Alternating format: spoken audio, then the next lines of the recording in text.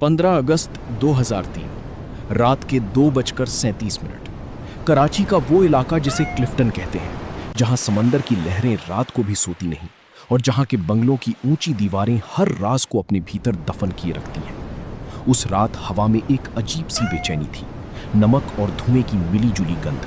सड़कें सुनसान थीं, लेकिन एक खास बंगले की खिड़कियों में रोशनी जल रही थी।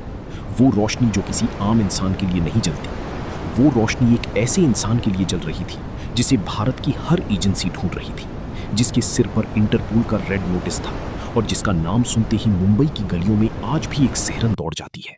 दाऊद इब्राहिम। वो उस रात अकेला नहीं था। उसके इर्द गिर्द थे उसके सबसे भरोसेमंद लोग, वो लोग जो उसकी हर सांस की हिफाजत करते थे, जो उसकी हर चाल को अंजाम देते थे। कमरे के एक कोने में छोटा शकील बैठा था, चुप, तनावग्रस्त, और उसकी आंखों में एक ऐसा डर था जो उसने पिछले 20 सालों में कभी नहीं दिखाया था। मेज पर एक खुली हुई फाइल थी। उस फाइल में कुछ ऐसी जानकारी थी जिसने दाऊद के चेहरे की रंगत बदल दी थी। भारतीय खुफिया एजेंसी रॉ ने उसके ठिकाने तक पहुंचने का रास्ता ढूंढ लिया था, और इस पूरी कार्रवाई के पीछे था एक नाम, अजीत डोभाल। नई दिल्ली, साउथ ब्लॉक की वो इमारत जहां भारत की सबसे गोपनीय बैठकें होती है। उसी इमारत के एक बंद कमरे में हफ्तों पहले एक ऑपरेशन की नींव रखी गई थी। अजित डोभाल, जिन्होंने अपनी जिंदगी के 7 साल पाकिस्तान में एक मुसलमान बनकर बिताए थे, जो मिजोरम और पंजाब के सबसे खतरनाक ऑपरेशनों के सूत्रधार रहे थे, उन्होंने एक ऐसी योजना बनाई थी जो सिर्फ दाऊद को पकड़ने के लिए नहीं, बल्कि उसे उस जगह से हिलाने के लिए थी जहां वो सबसे सुरक्षित महसूस करता था। उनका मानना था कि दाऊद की सबसे बड़ी कमजोरी उसका अहंकार है, और अहंकार को तोड़ने के लिए सबसे पहले उसकी सुरक्षा के कवच में दरार डालनी होगी। रॉ के उस ऑपरेशन का नाम कभी सार्वजनिक नहीं हुआ, लेकिन जो हुआ वो इतिहास के उन पन्नों में दर्ज है जो आम लोगों की नजरों से छुपाए जाते हैं। भारतीय एजेंटों ने कराची के भीतर एक ऐसा जाल बिछाया था जो महीनों की मेहनत का नतीजा था। दाऊद के करीबी लोगों में से एक को, जिसका नाम आज भी गोपनीय है, भारतीय एजेंसी ने अपनी तरफ मोड़ लिया था। ये काम पैसे से नहीं हुआ था, ये काम हुआ था उस आदमी के परिवार की सुरक्षा का वादा करके, क्योंकि दाऊद के साम्राज्य में वफादारी का एकमात्र आधार डर होता है, और जब डर का रुख बदल जाए तो वफादारी भी बदल जाती है। उस रात कराची में जो फाइल दाऊद के सामने खुली थी, उसमें लिखा था कि उसके बंगले की हर हरकत पर नजर रखी जा रही है, उसके फोन की हर बात सुनी जा रही है, उसके काफिले की हर गतिविधि नोट की जा रही है। ये जानकारी उसे आईएसआई के एक अधिकारी ने दी थी, वो अधिकारी जो वर्षों से दाऊद की ढाल बना हुआ था, जो पाकिस्तान की जमीन पर उसे सुरक्षित रखने की जिम्मेदारी निभाता था। उस अधिकारी के चेहरे पर उस रात एक ऐसा भाव था जो दाऊद ने पहले कभी नहीं देखा था, घबराहट। और एक बेहद ताकतवर आदमी जब घबरा जाए तो समझ लो कि खतरा सच में बहुत करीब आ चुका है। दाऊद ने उस रात एक फैसला किया, कराची छोड़ना होगा। लेकिन कहां जाना है, यह सवाल उतना आसान नहीं था जितना लगता है। दुनिया के नक्शे पर बहुत कम जगहें बची थी जहां वो जा सकता था।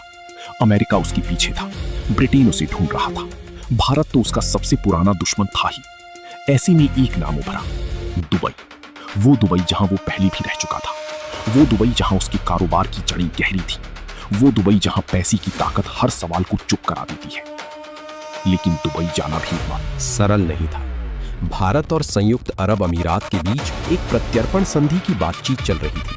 अजित डोभाल की टीम ने दुबई में भी अपने तार फैला रखे थे। दाऊद को पता था कि अगर वो दुबई पहुंचा और भारत ने सही वक्त पर सही दबाव डाला तो उसे हथकड़ी लगाकर भारत भेजा जा सकता था। यही वो दोराहा था जहां दाऊद इब्राहिम जैसा शातिर इंसान भी थम गया था। एक तरफ कराची में बढ़ता हुआ खतरा, दूसरी तरफ दुबई में अनिश्चितता का गहरा कुआं। छोटा शकील ने उस रात एक सुझाव दिया, कराची से सीधे दुबई नहीं, बल्कि पहले मस्कट, फिर वहां से दुबई। रास्ता लंबा था लेकिन सुरक्षित था। आईएसआई अधिकारी ने इस योजना में अपनी मौन सहमति दी, क्योंकि पाकिस्तान भी अब दाऊद को एक बोझ की तरह महसूस करने लगा था। अमेरिका का दबाव बढ़ रहा था। 2001 के बाद की दुनिया में आतंकवाद के किसी भी संबंध को छुपाना मुश्किल होता जा रहा था। दाऊद पाकिस्तान के लिए एक जरूरी बुराई था, लेकिन बुराई आखिरकार बुराई ही रहती है। अगले 72 घंटे दाऊद के जीवन के सबसे तनावपूर्ण घंटे थे। कराची के उस बंगले को खाली करने की प्रक्रिया इतनी सावधानी से की गई कि पड़ोसियों को भनक तक नहीं लगी। सामान को टुकड़ों में, अलग अलग गाड़ियों में, अलग अलग वक्त पर निकाला गया। दाऊद खुद 3 बार अपना रूप बदला। एक बार वो एक बुजुर्ग व्यापारी के भेष में निकला, एक बार एक धार्मिक विद्वान की तरह और एक बार एक साधारण ड्राइवर की तरह। ये वो कला थी जो उसने 20 साल की भगोड़ी जिंदगी में सीखी थी, अपने आप को मिटा देने की कला। मस्कट पहुंचना एक राहत थी, लेकिन सिर्फ एक पल के लिए, क्योंकि मस्कट में भी रॉ की नजरें थीं। अजित डोभाल को जब ये खबर मिली कि दाऊद कराची छोड़ चुका है, तो उन्होंने तुरंत अपने एजेंटों को सक्रिय किया। ये वो पल था जब ऑपरेशन अपने सबसे नाजुक मोड़ पर था। दाऊद हवा में था, न पूरी तरह पाकिस्तान में, न पूरी तरह दुबई में, और इसी बीच के वक्त में उसे पकड़ने का सबसे बेहतर मौका था।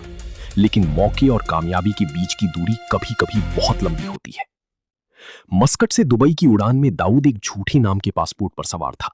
उसके साथ सिर्फ 2 लोग थे, बाकी सब अलग-अलग रास्तों से आने वाले थे। उस उड़ान के दौरान दाऊद ने खिड़की से बाहर देखा।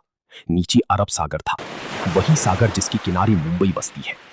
वो मुंबई जहां उसका जन्म हुआ था, वो मुंबई जिसे उसने 1993 में आग और धमाकों से दहलाया था, वो मुंबई जो उसे कभी माफ नहीं करेगी। उस पल उसके चेहरे पर क्या भाव था, ये कोई नहीं जानता, लेकिन जो लोग उसे जानते हैं वो कहते हैं कि दाऊद इब्राहिम को पछतावा नहीं होता, उसे सिर्फ खतरे का एहसास होता है। दुबई में उतरते ही दाऊद की जिंदगी एक नए अध्याय में दाखिल हो गई, लेकिन ये अध्याय भी आसान नहीं था। दुबई की सरकार उसकी मौजूदगी से वाकिफ थी, लेकिन आधिकारिक तौर पर अनजान बनी रही। ये वो खेल था जो सत्ता के गलियारों में खेला जाता है, जहां सब कुछ जानते हुए भी कुछ नहीं जानने का नाटक किया जाता है। दाऊद के पास दुबई में इतना पैसा था, इतने कारोबारी रिश्ते थे कि उसे सीधे हाथ लगाना किसी के लिए भी आसान नहीं था।